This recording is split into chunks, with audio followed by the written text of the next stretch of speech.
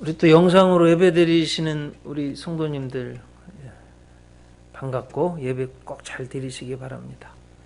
자, 오늘 성경이 어디예요? 마태복음 13장. 꼭 기억하시기 바랍니다. 제목이 의인의 승리. 자, 여러분, 지금 중국 우한에서 시작된 코로나 병이 참 무섭습니다. 제가 우한이라고 하는 이유는 우한에서 시작된 거 아시죠? 이거 자꾸 지금 무슨 대구 바이러스라고 하려고 그러고, 또 뭐 한국에서 또 시작됐다고 하려고 그러고. 제가 오늘 아침에 일어나서 기도하고 신문을 또 봤더니 또 중국에서 또 미국에서 또 시작됐다고 또 이렇게 자꾸 딴 데로 또 넘기려고 이렇게 합니다. 이건 아니잖아요, 여러분. 우한에서 시작되었잖아요. 또 여러분 잘 아시듯이 중국 공산혁명이 그 우한 신해혁명이 우한에서 시작된 것이 맞습니다. 근데 이 우한 코로나가 무서운 것이 이것입니다. 증상이 없는 거예요. 며칠 동안? 14일 동안. 그래서 내가 병에 걸렸는 줄을 몰라요. 그러다 보니까 아무도 몰라. 이 병의 근을. 다른 사람한테도 이 나쁜 병을 옮기고 하여튼 아주 못된 병원군입니다. 여러분 사실 뭐든지 나쁜 걸 빨리 알면 몰아내기도 하고 싸우기도 하고 고치기도 하고 하는데 이게 싹 자신을 숨기는 거예요. 병원균이 숙주에 붙어가지고 이게 문제입니다. 여러분 한국 축구의 자랑 손흥민 선수가 팔이 부러졌어요. 그러니까 수술하러 한국에 왔어요. 이제 거의 나은 것 같아요.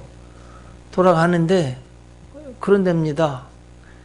그 감독이 영국에 와도 2주 동안 격리시켜 놓을 거래요. 숨어 있기 때문에 모른다는 거예요. 그런데 여러분 이런 현상이 코로나에만 있냐? 그렇지 않습니다. 사탄은요 광명한 천사라고 그랬어요. 자신을 속이고 굉장히 사람들에게 좋은 것을 주는 것처럼 샥 속이고 말이에요. 그리고 하나님을 아주 나쁘게 만들고 그리고 아주 막 저거 선악과 먹으면 죽는데 좋다고 속이는 거예요. 그렇게 보니까 하와가 아니 보니까 지혜롭게 할 만큼 탐스럽고 먹음직스럽기도 하고 지혜롭게 할 만큼 탐스러웠어요. 보암직도 하고 따먹었어요. 여러분 실상은 어때요? 그거 먹으면 죽는 거예요. 속이는 거예요. 속이는 거. 알고 봤더니 속이는 거예요. 참 이게 무서운 겁니다. 그래서 여러분 선악과 따먹으니까 죄지니까 어떻게 돼요? 사람이요. 일단 죄를 또 범하는 것도 범한 건데 죄의식. 난 죄인이야. 큰일 났어. 막 나를 괴롭히는 거고 나를 막 분리시키고요. 결국은 또 사망이 오게 되고 이렇게 되는 거예요. 그래서 여러분 이 사탄이 나쁜 게 뭐냐? 처음에는 정체를 안 밝혀요.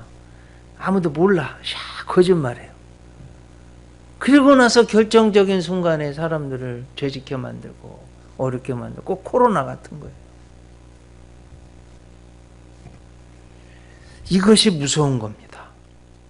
자, 오늘 성경은 마태복음 13장, 마태복음이죠. 여러분 하도 많이 들으셔서 마태복음은 유대인을 위한 복음서, 예수님은 왕으로 오신 예수님, 우리 구주. 그리고 특히 마태복음은 천국이 주제예요.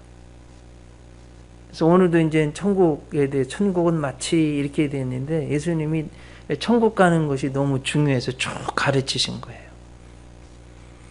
나더러 주여 주여 하는 자마다 다 천국에 들어올 것이 아니라 내 아버지의 뜻대로 하는 자라야 천국에 들어올 것이라고 하셨습니다. 또 마태복음은 모세 오경적 구조가 있어요. 자, 여러분 모세가 시내산에 올라가서 뭐 했어요? 40일 금식 기도했지만 중요한 것은 십계명을 받고 하나님의 말씀을 받았어요. 자, 예수님도 보면 이제 마태복음을 보면 여러분 1장 예수님의 족보가 나오고 2, 3, 4장 예수님의 금식기도 또 공생의 시작이 나와요.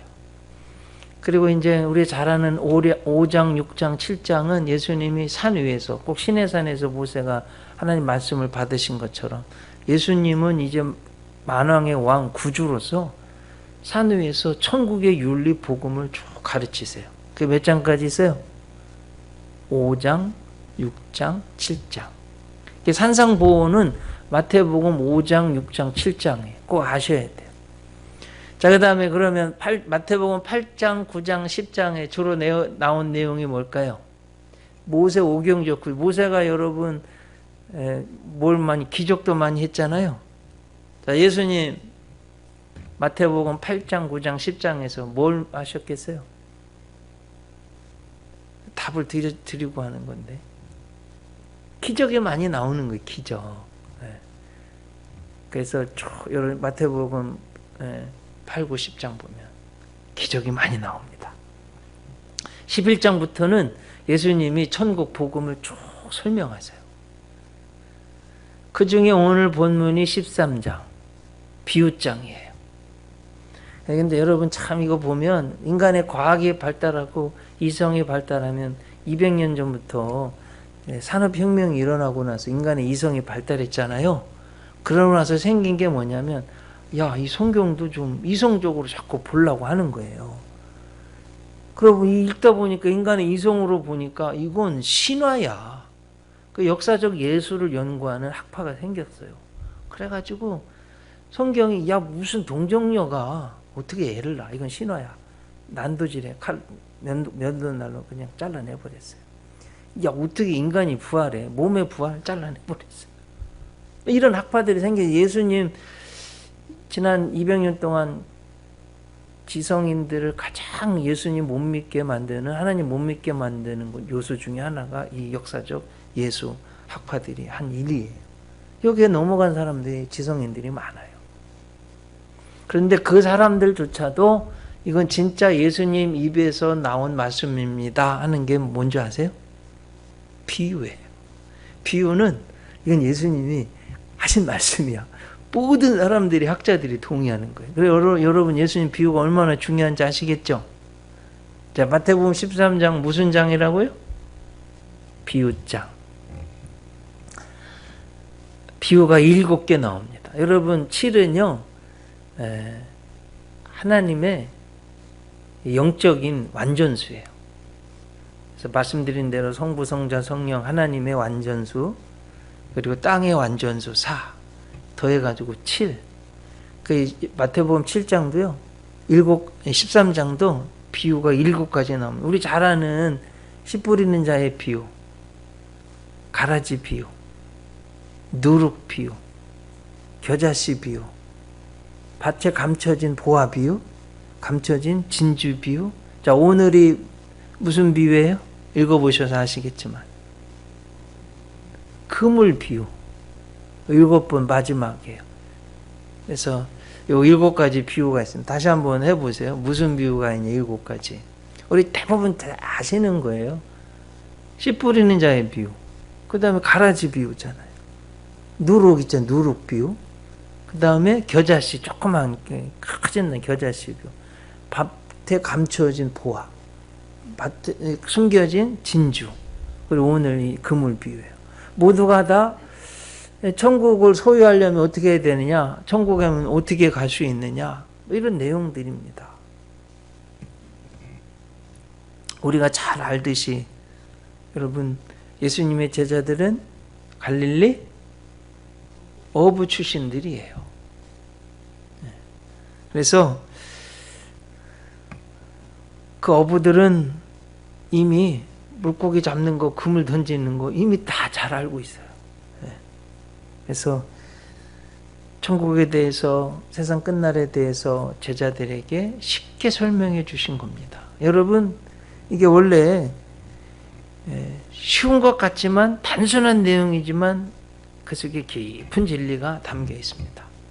진짜 훌륭한 선생님은요, 어려운 걸 쉽게 가르치는 재능이 있는 거예요. 예수님이 딱 그러셨어요. 네. 자, 오늘 이제 그 본문 말씀, 그래서 예수님이 47절 말씀 보면 뭐라고 되어 있습니까?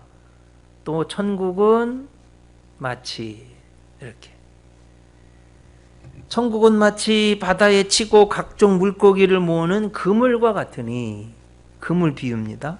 그물에 가득함에 물가로 끌어내고 앉아서 좋은 것은 그릇에 담고 못된 것은 내버리느니라.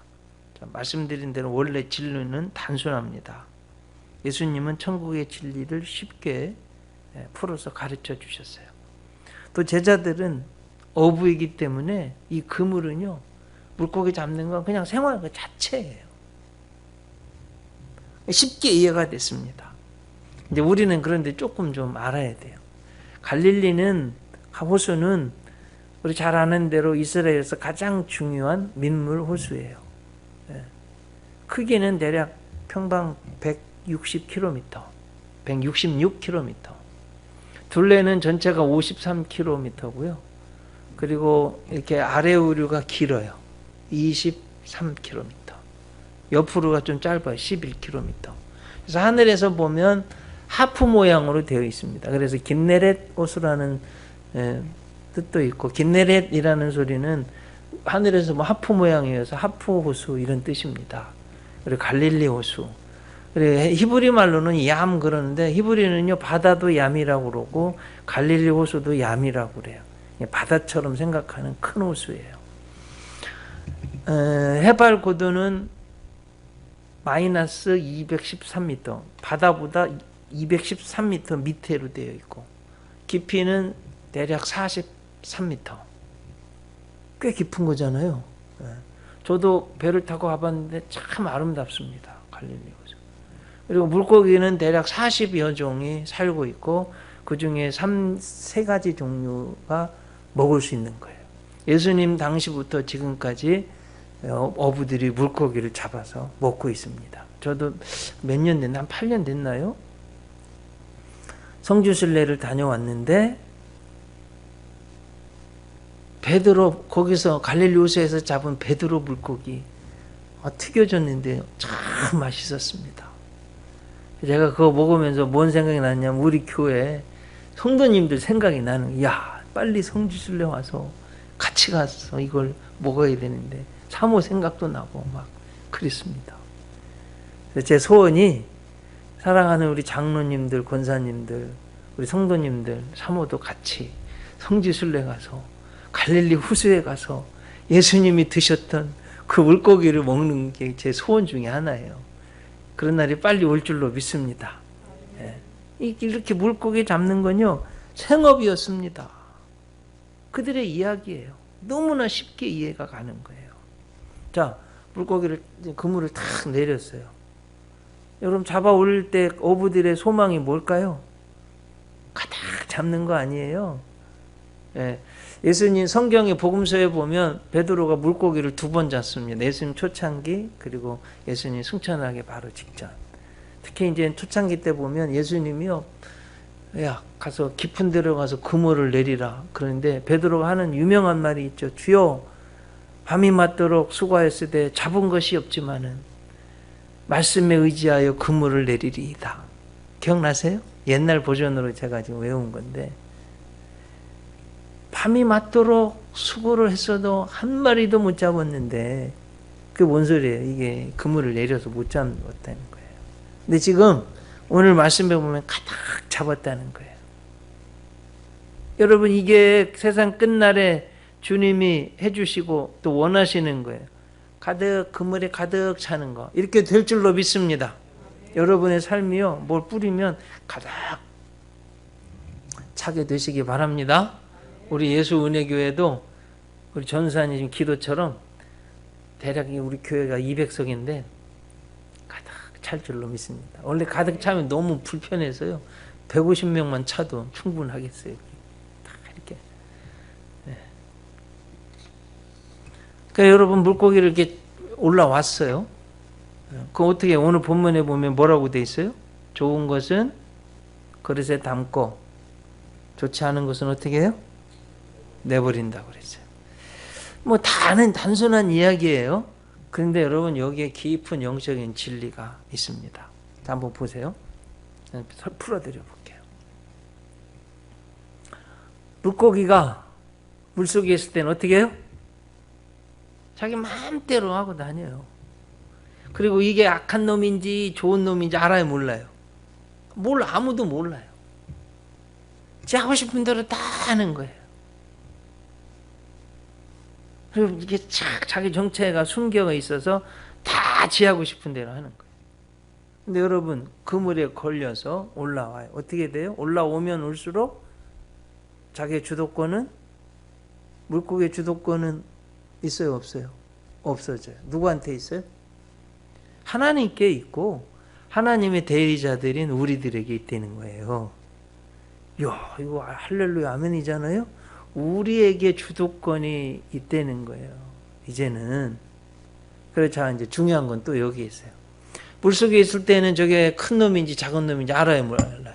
몰라. 악한 놈인지 착한 놈인지 알아요, 몰라요? 몰라요. 근데 올라오면 어떻게 돼요? 자기 정체가 분명히 다 밝혀졌다는 거예요, 이제는. 이 단순한 내용 같지만 이 속에 이 말씀이 다 들어져 있습니다. 그래서 여러분 세상 끝이 되면 선한 것은 선한 것으로, 악한 것은 악한 것으로 자기 정체가 드러나고 결정적인 순간에 그들이 딱 둘로 선과 악이 딱 나눠진다는 거예요.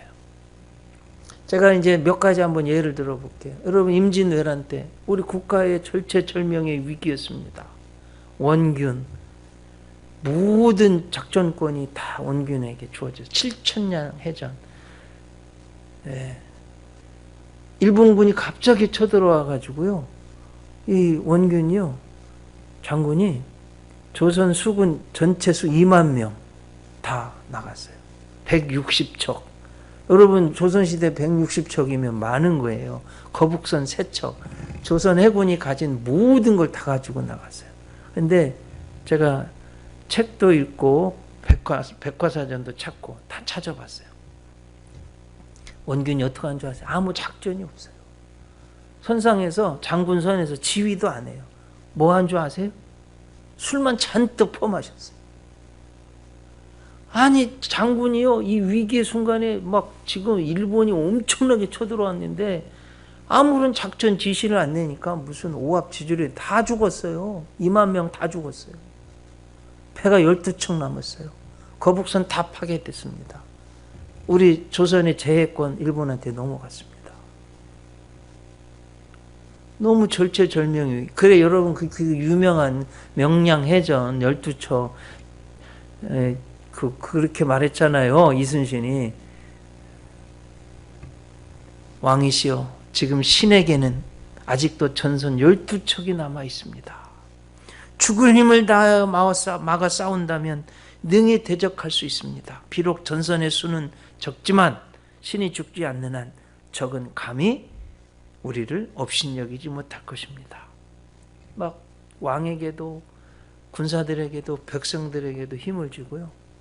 여러분 명량 영화 보신 분 아시잖아요. 율돌목 막 그 물 도는데 그리 유인해 와가지고, 그러니까 지형 지물까지 연구하고 물살까지 연구하고, 배를 또 보면 13척이 나가요. 그래 12척밖에 안 나는데 어떻게 13척이지? 제가 연구해 봤습니다. 다큐멘터리도 보고. 한 척을 건조한 거예요. 그리고 여러분 역사를 보면 12척의 부하 장수들이요, 안 쫓아오는 거야. 300여 척이 왔는데 300대 1로 혼자 가는 거예요. 이순신이 혼자 갔어요. 300여 척에. 기가 막히지 않아요? 혼자 가서 싸우는 거예요. 300척이랑. 그러니 나중에 12척이 보고 있다가, 야, 안 되겠다. 저렇게 우리의 대장이 나가서 열심히 싸우니 우리도 가자 해가지고 이긴 거 이겼어요. 여러분 오늘 마치 물고기 비유처럼 그물의 비유 똑같습니다. 결정적인 순간에 정말 선한 사람인지 무능한지 무능한지 유능한지, 악한지 선한지 드러나는 거예요. 너무 중요한 거예요. 고린도후서 11장 14절 여러분 보세요. 이것은 이상한 일이 아니니라. 사탄도 자기를 광명의 천사로 가장하나니. 광명의 천사로 가장해서 처음은 몰라요. 그런데 여러분 시간이 되면, 결정적인 순간이 되면, 그리고 세상 끝날이 되면 선한 것 악한 것 다 드러난다고 하셨어요. 제가 한번 예를 들어볼게요. 그럼 공산주의, 주의로는, 이즘으로는 아이디얼리즘, 이상주의예요. 그래 막 지식인들이 거기에 미쳐 돌아갑니다. 야, 함께 생산해서 기회는 균등하게, 과정은 공정하게, 결과는 공평하게 하겠다. 뭐 이런 식으로 막 공산주의가 함께 나누어 주겠다고 하는 거예요. 막 지식인들이 야, 세상에 이건 완벽한 이론이다. 다 쏘가 넘어갔어요. 여러분, 그런데 어떻게 됐어요? 결론을 보면 스탈린이요, 우리 기독교인들 포함해서 자기 동족을 4천만 명 학살했습니다. 가장 썩었어요. 모태똥 자기 동족 7,700만 명을 죽였습니다.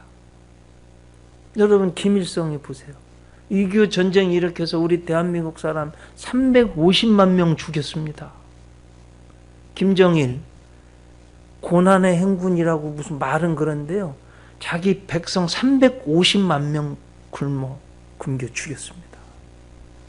후지모토 겐지라는 김정일의 요리사라는 책을 쓴 김정일의 요리사가요, 탈출해가지고 와가지고 책을 썼어요.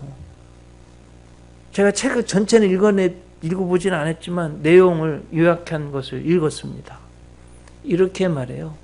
자기 백성들은, 국민들은 350만 명 굶어 죽는데 덴마크에 보내가지고 덴마크산 돼지고기, 이란산 캐비어, 태국산 두리안, 어떻게 이럴 수가 있습니까? 그리고 여러분 또 보세요. 그냥 기쁨조를 만들어가지고 그냥 향락에 사치해. 자기 백성들은 다 굶어 죽는데. 그 아들 말이에요, 김정은. 우리 지금 다 죽이겠다고 말해 핵무기 만들고. 여러분 동영상 비디오 파문 막 일어난 거 다 아시잖아요. 무슨 김일성이가 위대한 수령 지도자입니까?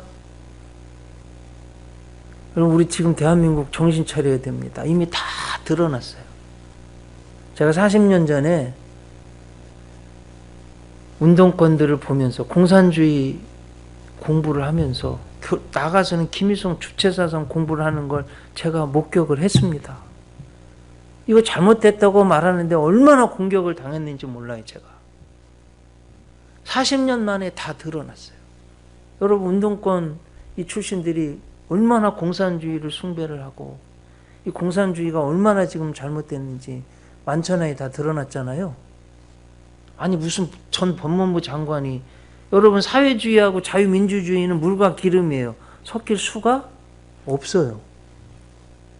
말이 안 돼요, 이건. 그런데 사회주의 하겠대잖아요. 우리 기독교인, 만약 기독교인이라고 하면서 공산주의를 용납한다는 것은 말이 안 됩니다, 여러분.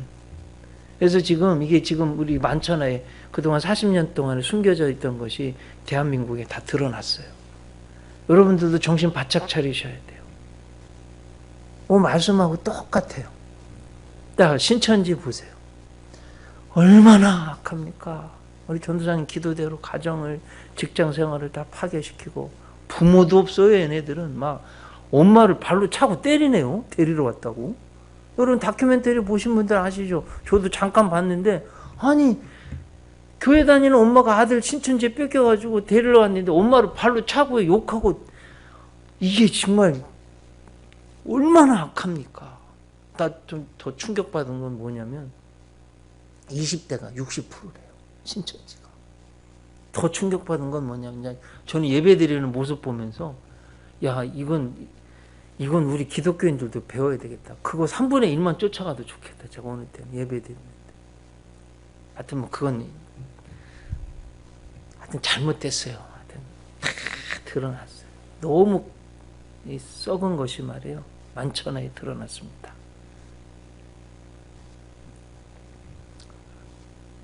이것이 오늘 우리에게 하나님이 말씀하시는 내용이에요. 근데 여러분, 또 좋은 것도 있습니다. 착한 사람들 이야기를 해볼게요. 대구 경북 지역의 코로나가 너무 심각한 단계잖아요. 그 의사들이요 너무 힘든 거예요. 대구 의사협회장이 지금 대구가 너무 심각한 상황입니다. 의사 선생님들 좀 와주세요. 간호사 선생님들 좀 와주세요. 그러니까 그 다음날로 말이에요.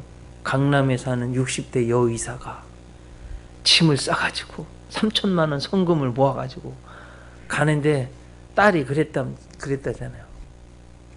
엄마 죽으러 가? 하면서 막은 거 아니에요. 근데 그렇게 막는데도 KTX를 타고 대구로 간 거예요. 그뿐만 아니라 많은 의사들이 자기 병원을 문을 닫고 대구로 간 거예요. 저는 방송을 보면서 울었습니다. 아니 자기 문을 닫고 그러면서 의사들이 하는 히포크라테스 선서를 하잖아요. 우리 의사들이 가야 할 곳은 환자들이 있는 곳입니다. 죽음을 무릅쓰고 가는 거예요. 신출내기 간호사들, 저희 누님이요 간호사여가지고 제가 나이팅게일 선서하고 하얀 가운 입고 하얀, 간호사들은 졸업할 때 간호사 될 때요 그 캡을 써요. 여러분 병원에 옛날에는 간호사인지 아닌지를 아는 캡을 썼느냐 안 썼느냐 보면 아는, 캡 썼으면 간호사예요. 저 가봤는데 되게 멋있습니다. 하얀색 입은 간호사들이 쫙 서가지고요. 그 신출내기 간호사들이 그냥 대구로 가는 거예요. 야, 죽을 수도 있는데, 걸릴 수도 있는데. 그러니까 여러분 이게 중요한 시간이 세상 끝날이 되면 착한 사람, 악한 놈들 딱 드러난다니까요. 전 그러면 예수님 생각이 났습니다. 야, 우리 주님 낮고 천한 지구에 오는 거 뻔히 아시는데도 지구에 막 오시는 거예요. 제가 예루살렘에 올라가면 죽을 거 뻔히 아시는데도 가시는 거예요. 십자가 인류 역사상 가장 큰 고통, 인류의 모든 죄를 짊어져야 되는 십자가 아시고도 지신 거예요. 얼마나 감사한 건지 모르겠습니다. 이게 우주의 가장 중요한 복음입니다. 예? 여러분 선악간에 다 드러나잖아요. 의사도 사람을 살리기 위해서 죽음을 향해 뛰어들어가는데, 우리 예수 믿는 사람들은 더 잘 하나님을 믿고 이 마지막 때에 선한 길, 믿음의 길을 꼭 가야 되겠다. 네. 그런 여러분들 되시기를 바랍니다. 자, 오늘 본문 49절, 50절 보면 세상 끝에도 이러하리라. 천사들이 와서, 잘 보세요. 의인 중에서 악인을 갈라내어 풀물불에 던져 넣으리니 거기서 울며 이를 갈리라. 자, 여러분 세상 끝날 그 결정적인 시대에 일들이 이렇게 일어날 거라고 하는 거예요. 하나님의 최대 관심사 뭐냐? 천사를 보내셔가지고 하나님이 하시는 일이 뭐냐? 뭐예요? 의인 중에서 악인을 갈라내시는 거예요. 자, 그럼 여러분 여기에 쓰여져 있지 않지만 우리는 해석해내야 되는 거예요. 당연히 그 의미를 내포하고 있어요. 의인 중에서 악인을 갈라내시려고 하는 거 이유가 뭐예요? 가장 핵심의 이유는 의인들, 하나님의 아들들, 하나님의 자녀들 보호하시기 위한 거예요. 이게 하나님의 첫째 목적이에요. 천사를 보내셔가지고. 두 번째는 뭐예요? 악한 것들은, 악인은 반드시 심판하시겠다는 거예요. 하나님은 반드시 선, 악 간에 선은 선으로, 악은 악으로 심판하시겠다는 거예요. 그리고 여러분 우리 잘 아는 시편 1편 5절. 그러므로 악인이 심판을 견디지 못하며 죄인이 의인의 회중에 들지 못하리로다. 말씀하셨잖아요. 사무엘상 2장 10절. 여호와를 대적하는 자는 산산이 깨어질 것이라. 하늘 우레로 그들을 치시리로다. 여호와께서 땅 끝까지 심판을 베푸시고 자기 왕에게 힘을 주시며 자기의 기름 부음을 받은 자의 뿔을 높이시리로다.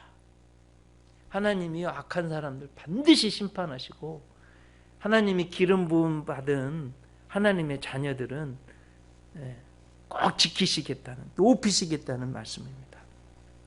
자, 여러분 보세요. 물속에 있을 때는 정체가 뭔지도 모르고 자기들 하고 싶은 대로 다 하고, 그 악한 것들이 원래 선한 사람들을 선한 공격하고 조롱하고 욕하고 막 하잖아요.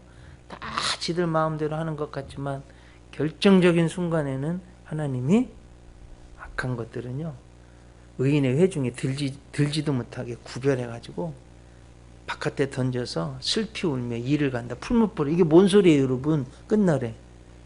이게 뭔 소리예요? 지옥 보내신다는 거 아니에요. 그래, 하나님 실제로 그렇게 하실 거 아니에요, 세상 끝날에. 여러분 이걸 꼭 믿으시기 바랍니다. 네. 또 가장 왜 그렇게 하시냐? 말씀드린 대로 하나님의 아들들, 자녀들 보호하시고 구원하시기 위해서. 하나님은 하나님의 자녀들을 구원하시는 것, 하나님께서는 이게 가장 중요한 거예요. 요한복음 6장 39절. 나를 보내신 이의 뜻은 내게 주신 자 중에 내가 하나도 잃어버리지 아니하고 마지막 날에 다시 살리는 것이니라. 하나님이 나를 보내신 뜻은요, 나를 믿는 자, 내게 주시는 자 하나도 잃지 않고 마지막 날에 다시 살린다고 그랬습니다. 자, 여러분 물고기 잡는 거 이제 오늘 비우니까 물고기 잡는 이야기 한번 해볼게요. 요한복음 21장에 보면 부활하신 예수님이 갈릴리 바다로 다시 가세요. 사실은 그곳에서 만나자고 하셨잖아요. 내가 부활하면. 갔는데 베드로한테 좀 생선이 좀 있냐고 물어보신 거예요. 구워서 드시려고. 없다고 그러는 거예요. 그래가지고 나가서 그물을 던져서 올렸어요. 여러분 요한복음 21장에 보면 몇 마리 잡았어요? 153마리. 막 큰 물고기들이 엄청나게 올라왔잖아요. 근데 여러분 히브리서가요. 제가 지난 한 주간 동안 히브리어를, 또 히브리적 성경 보기를 하루에 10시간씩 6일 동안 공부했어요. 제가 감리교 신학교 다닐 때 히브리어 구덕환 총장님, 왕대일 교수님한테 배웠어요. 근데 다 A 맞았어요. 그리고 덴버 세미너리에서도 히브리어 공부 다 A 맞았어요. 원어 공부, 히브리어 헬라어 공부 정말 열심히 했어요. 근데 이제 요즘 또 다시 히브리어 공부하는데 얼마나 은혜가 되는지. 여러분 히브리어는요, 자음이 22개예요. 근데 여러분 그거 아십니까? 인간의 유전자가 22개인 거 아세요? 똑같아요. 이 22개의 세포로 인간의 몸을 구성하듯이 히브리어 22글자가요 성경 전체를 구성해요. 한자 한자의 의미를 담고 있어요. 너무 재밌어요. 은혜롭고. 그 중에 제가 요한복음 21장 이걸 한번 좀 풀어드려 볼게요. 여러분 히브리어는 한 글자마다 또 숫자를 글자로 표시해요. 게마트리아 그래가지고 그 히브리어 자음에 숫자 값이 있어요. 153을 풀어보면 이렇습니다. 하나님의 아들들 베니 하 엘로힘이라는 히브리어는요, 숫자를 하잖아요. 한 글자 한 글자에 숫자를 해서 더하잖아요. 153이 나와요. 그러니까 하나님의 관심은 뭐냐? 예수님이 21 성경은 하나도 허투루 쓰여진 게 없어요. 이 153마리가 상징하는 영적 의미가 뭐냐면, 하나님이 관심 있는 건 물고기가 아니라 이걸 통해서 마지막 날에 하나님이 하나님의 아들들, 자녀들을 구원할 것이라는 상징 언어입니다. 꼭 그렇게 하실 거예요. 얼마나 은혜가 됩니까, 여러분? 숫자 하나까지도 다 하나님의 섭리 가운데 있다는 거예요. 그 여러분 모나미 볼펜 사장님이 교회를 다녔는데 나이롱 신자였어요. 부도가 나게 됐네요. 기도원에 갔어요. 회개를 하는 거. 하나님 주일 성수 내 맘대로 하고 11조도 안 하고 하나님이 죄를 다 깨닫게 하시는 거예요. 소원을 하는 하나님 11조 철저하게 하겠습니다. 주일 잘 지키겠습니다. 이 볼펜 모나미 40억짜리 팔리게 해주세요. 그리고 오늘 말씀드린 153. 여러분 우나미 볼펜 보면 153 써 있잖아요. 그래가지고 그때 서원한 대로요 하나님이 지켜주셔가지고 진짜 그만큼 팔았대요. 재기에 성공한 거예요. 하나님이 정말로 관심 있는 건 하나님의 아들들, 선한 사람들 마지막 때 구원하시는 거예요. 그 요한복음 21장에도 153마리 잡은 것이 영적으로 하나님의 아들들 그렇게 마지막 때에 거둘 것이다, 구원해 주실 것이다 상징하고 있는 겁니다. 그러므로 여러분 지금 우리가 살아가는데 악한 것들이요 싹 숨어서 정체를 숨기고 괴롭히고, 그런데 우리가 착하게 살고 믿음으로 사는 거 이거 안 나타나는 것 같은데 아니에요. 반드시 하나님이 드러나게 하시고 만천에 알릴 거니까 평상시에 잘 사셔야 돼요. 아셨죠? 이게 믿음으로 살라는 말씀이에요. 반드시 마지막 때 이런 일들이 있다. 우리 교회 청년, 우리 최동영 청년 미국 돌아갔잖아요. 뉴욕에 있는 컬럼비아 대학 갔는데 아이비리그에 들어갑니다. 그 컬럼비아 대학 출신의 유명한 가장 영향 있는 역사가 중에 한 사람이요 찰스 베어드입니다. 옥스퍼드에서 공부하고 컬럼비아 대학의 교수였는데 평생을 역사를 연구를 했어요. 그가 역사를 연구하고 낸 결론이 4가지예요. 지금 시대하고 딱 맞아서 여러분들도 한번 교훈하는 바가 있어서 말씀드립니다. 첫째로 개인이나 국가나 간에 이기적인 생각과 권세욕에 사로잡히면 망할 때가 다 되었다는 뜻이다. 둘째로 하나님의 심판 맷돌은 아주 천천히 돌아가는 것 같지만 정확하다. 여러분 맷돌이요 뭘 넣어서 맷돌은 저도 돌렸는데 뭐 너무 답답해 보여. 이래가지고 뭐 되겠나. 하지만 하나님은 맷돌을 천천히 돌리는 것 같지만 반드시 선, 악 간에 악은 악으로, 선은 선으로, 의는 의로, 불의는 불의로 그렇게 심판하시더라. 역사를 연구해 보니까 그렇다는 거예요. 세 번째, 하나님의 계획과 의는 반드시 이루어진다. 어떤 때는 악을 통해서도, 아니 고난을 통해서도, 악보다는. 여러분 꿀벌이요 꽃에 와가지고 막 꽃에 있는 꿀을 다 빨아먹어요. 꽃이 막 속상한 것 같아요. 그런데 그 꽃씨를 퍼뜨리는 건, 꽃이 멸망하지 않게 하는 건 꿀벌이 와서 그 꿀을 따갈 때라는 거예요. 역사를 보면 그렇더라. 네. 저는 이번 사건을 보면서 너무 속상한 거예요. 우리 선배들이 그 6.25 일본 제국주의 6.25 보릿고개 그 가난했던 시대를 넘어서 세계 7대 제국으로 만들어 놨는데, 여러분 세계에서 정말 가장 힘 있는 여권이 우리 여권이라고 자랑했잖아요. 세계 1, 2위라고. 어느 나라든지 비자 없이 막 가는 나라. 그런데 지금 그냥 우르르르 다 무너져가지고 요즘은 한국 사람들 기피한다는 거 어디든지 다 그냥. 우리 지금 파라과이 선교사님 어떠실지 모르겠어요. 그 파라과이도 지금 입국 제한이 돼서 못 들어간다는 거예요. 한국인들. 너무 속상한 거예요.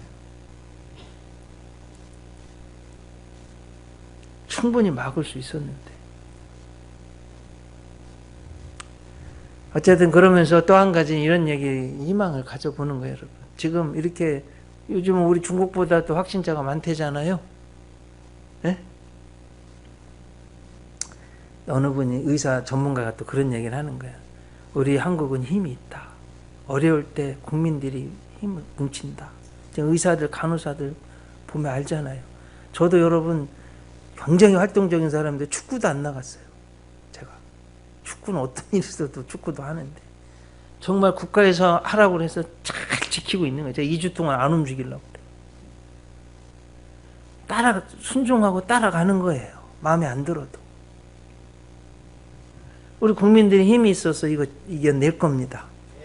또 어떻게 말하냐면, 그래서 오히려 더 한국의 위상이 높아질 거라. 가장 빨리 극복하고 가장 정확하게 극복할 거라고.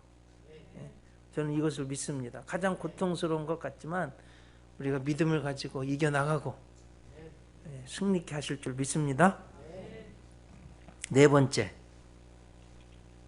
어둠이 깊을수록 별이 또렷하고 별이 보이면 날이 곧 밝아온다는 거예요. 지금 가장 지금 어려운 시점인데 그런 날이 올 줄로 믿습니다. 네. 자, 여러분 성경의 맨 끝이 요한계시록이에요. 22장이죠. 네. 오늘 말씀이 그대로 있어서 그냥 한번 읽기만 해도 은혜가 돼서 요한계시록 22장 1절, 2절, 3절, 4절 또 10절, 11절, 12절 한번 읽어볼 테니까 오늘 말씀과 연관시켜서 한번 들어보세요. 또 그가 수정같이 맑은 생명수의 강을 내게 보이니 하나님과 및 어린 양의 보좌로부터 나와서 길 가운데로 흐르더라. 강 좌우에 생명나무가 있어 12가지 열매를 맺되 달마다 그 열매를 맺고 그 나무 잎사귀들은 만국을 치료하기 위하여 있더라. 이런 역사가 있을 줄 믿습니다. 다시 저주가 없으며 하나님과 그 어린 양의 보좌가 그 가운데 있으리니 그의 종들이 그를 섬기며 그의 얼굴을 볼 터이요 그의 이름도 그들의 이마에 있으리라. 다시 밤이 없겠고 등불과 햇빛이 쓸데없으니 이는 주 하나님이 그들에게 빛이심이라. 그들이 세세토록 왕노릇 하리로다. 믿음을 예수님 잘 믿고 하나님 잘 믿은 우리들 세상 끝날에 이렇게 될 거라는 거예요. 여러분 꼭 이렇게 되시기 바랍니다. 또 내게 말하되 이 두루마리의 예언의 말씀을 인봉하지 말라. 때가 가까우니라. 불의를 행하는 자는 그대로 불의를 행하고 더러운 자는 그대로 더럽고 의로운 자는 그대로 의를 행하고 거룩한 자는 그대로 거룩하게 하라. 세상 끝날에는요 다 드러난다는 거예요. 보라, 내가 속히 오리니 내가 줄 상이 내게 있어 각 사람에게 그가 행한 대로 갚아주리라.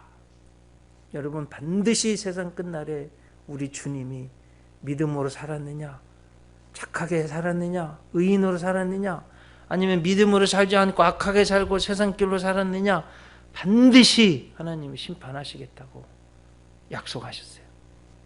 다 드러날 거예요. 여러분 이것을 꼭 믿고, 아셨죠? 꼭 믿음으로 사시기 바랍니다. 반드시 이렇게 이루어질 겁니다. 살아계신 하나님을 믿고 의인의 승리를 믿고 오늘도 믿음으로 사시는 여러분들 되시기를 주님의 이름으로 축복합니다. 기도하겠습니다.